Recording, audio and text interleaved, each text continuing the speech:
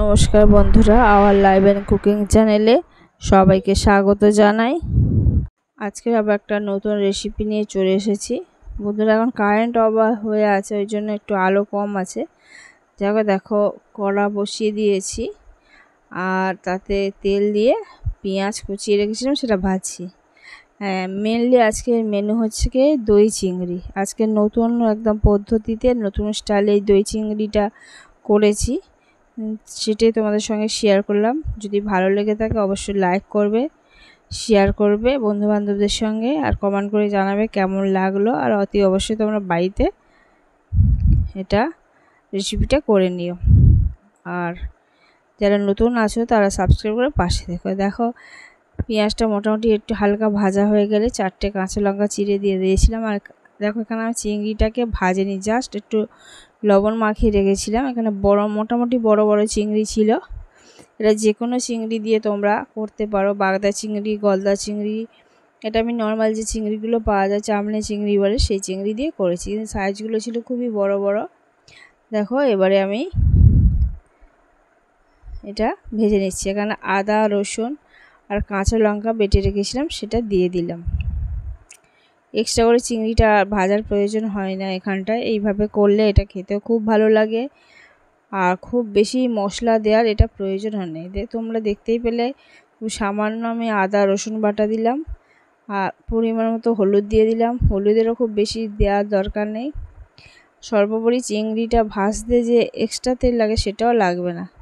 দেখো, এটা মোটামুটি ভাজা হয়ে এসেছে। এবার আমি কিছুটা এটা কাশ্মীরি লঙ্কার গুঁড়ো, এখানটায় কিন্তু অন্য গুঁড়ো লঙ্কা দেবো না, এখানে কাঁচা লঙ্কাই রান্নাটা হবে।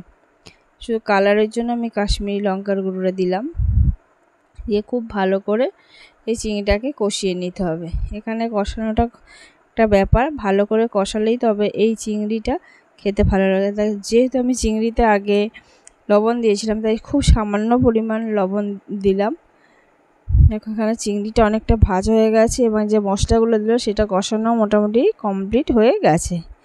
এবার আমি কিছুটা টক দই, হাফ বাটির একটু বেশি বাটি, সেটা আমি ফেটিয়ে রেখেছিলাম। এই সময় লো আঁচে আমি এই দইটাকে দিয়ে দিলাম, দিয়ে চিংড়ির সঙ্গে খুব ভালো করে আমি কষিয়ে নেব। দেখো বন্ধুরা,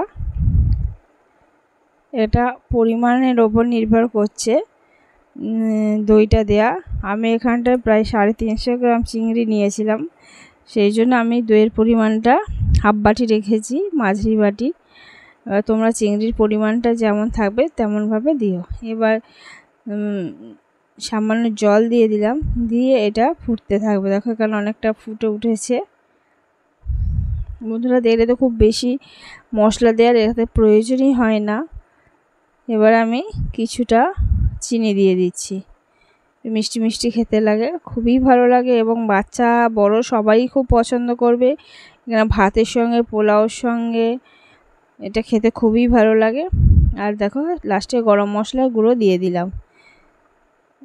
আর করতেও খুব অল্প সময়ের মধ্যে এই রান্নাটা হয়ে যায়। তা বন্ধুরা, আমার এই রেসিপি আগেই বলেছি, যদি ভালো লেগে থাকে অবশ্যই কমেন্ট করবে, লাইক করে দেবে। দেখো, এখানে হয়ে এসেছে, একদম প্রায় কমপ্লিটের দিকে হয়ে গেল। এবার আমি এটাকে নিভিয়ে দেবো। তো বন্ধুরা, দেখো কতটা সুন্দর দেখতে হয়েছে। তা আবারও বলছি, যদি অল্প সময়ের মধ্যে এই দই চিংড়ি তোমরা আমার এই রেসিপি ভালো লাগে, তাহলে অবশ্যই তোমরা লাইক করে দিও, কমেন্ট করো, শেয়ার করো, আর সাবস্ক্রাইব করে পাশে থেকো। আজকের রেসিপি এই পর্যন্ত। আবার নতুন রেসিপি নিয়ে তোমাদের সামনে চলে আসবে। ততক্ষণ তোমরা ভালো থেকো, সুস্থ থেকো।